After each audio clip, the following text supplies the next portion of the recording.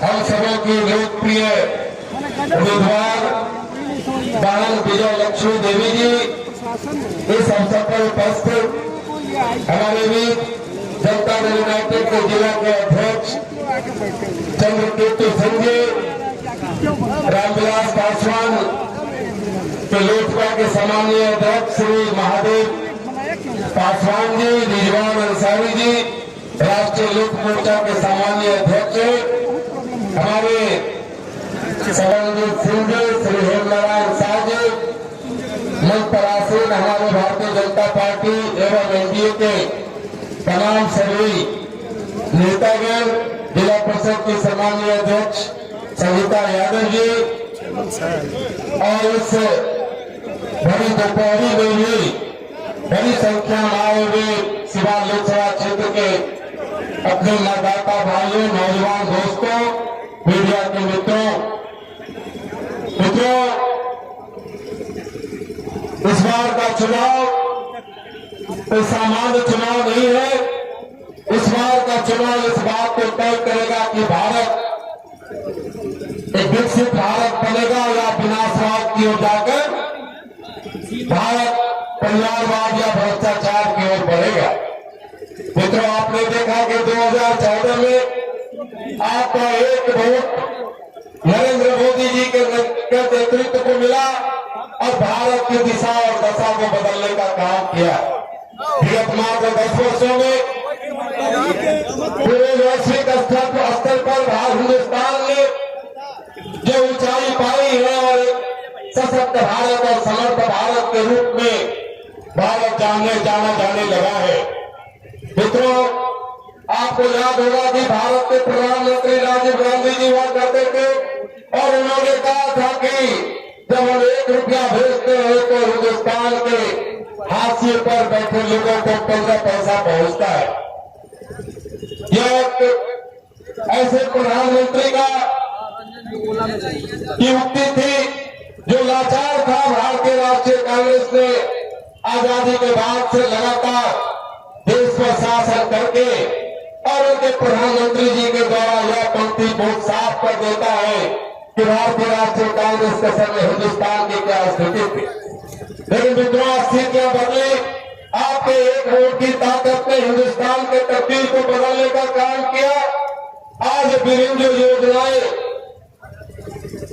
हमारे प्रधानमंत्री जी ने लागू की आप तक पहुंच रही है। अगर 1 रुपया भेजते हैं तो 1 रुपया आपके खाते में पहुंच रही है।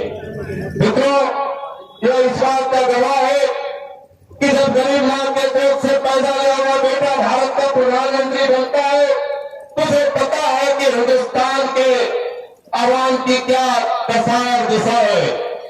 ऐसी यही कारण है कि यशस्वी प्रधानमंत्री जी ने हिंदुस्तान के लोगों को जितने भी आवश्यक जो योजनाएं उस तक पहुंचाने का काम किया।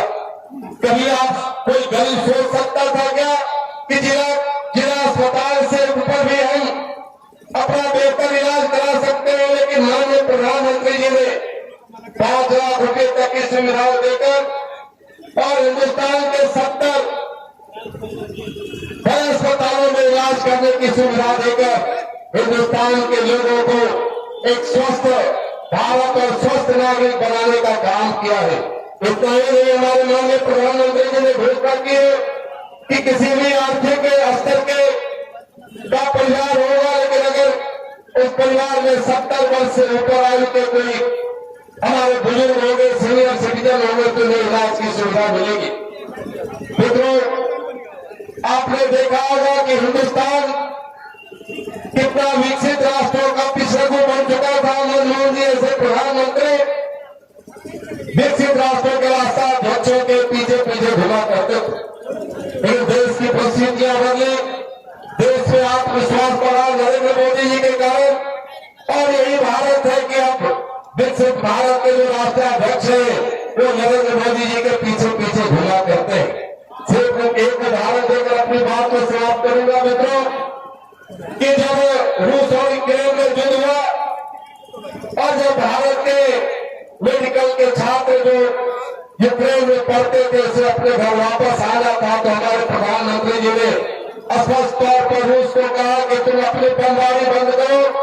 हिंदुस्तान का मेडिकल का छात्र जो यूक्रेन में पढ़ रहा है वो वापस अपने हिंदुस्तान आएगा। रोमानिया और पोलैंड के सीमा पर वायुयान खड़ा था तो रूस ने कहा कि क्या पहचान होगी, हम कैसे जानेंगे कि हिंदुस्तान का मेडिकल का छात्र कौन है। तो हमारे प्रधानमंत्री ने स्पष्ट तौर पर कहा था कि जिसके देह पर तिरंगा लिपटा होगा वो हिंदुस्तान का मेडिकल का छात्र होगा। और रूस के जो बम्बर से विमान है उसको हिम्मत नहीं हुई कि ऐसे लड़कों पर बम गिराने का। और यहाँ तक कि बांग्लादेश और पाकिस्तान के भी मेडिकल के छात्र तिरंगा को लपेट कर वापस आए। मित्रों मैं ये उदाहरण इसलिए दे रहा हूँ कि तिरंगा का सम्मान बढ़ा, तिरंगा की ताकत बढ़ी। आज हिंदुस्तान बोलता है तो पूरा विश्व सुनता है। मित्रों मैं इसलिए कहना चाहता हूँ कि आपका एक एक वोट हमारी बहन विजय लक्ष्मी देवी के तीर छाप के सामने अगर आपका ईवीएम का बटन करेगा तो नरेंद्र मोदी जी के खाते में जाएगा।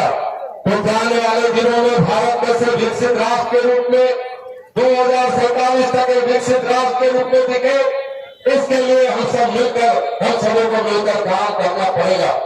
हम आने वाले दिनों में भारत एक सशक्त भारत बने, एक समर्थ भारत और बने, जिससे कि जो हमने आत्मनिर्भरता पाई है और आयुष के क्षेत्र में भी भारत आत्मनिर्भर हुआ है, यह कभी हम सोच भी नहीं सकते थे।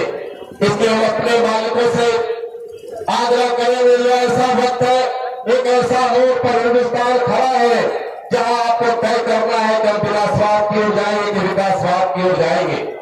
आप देख रहे हैं कि हमारे राष्ट्रीय जनता दल एक क्षेत्रीय पार्टी है जिसने पिछले चुनाव में एक भी सीट नहीं मिला।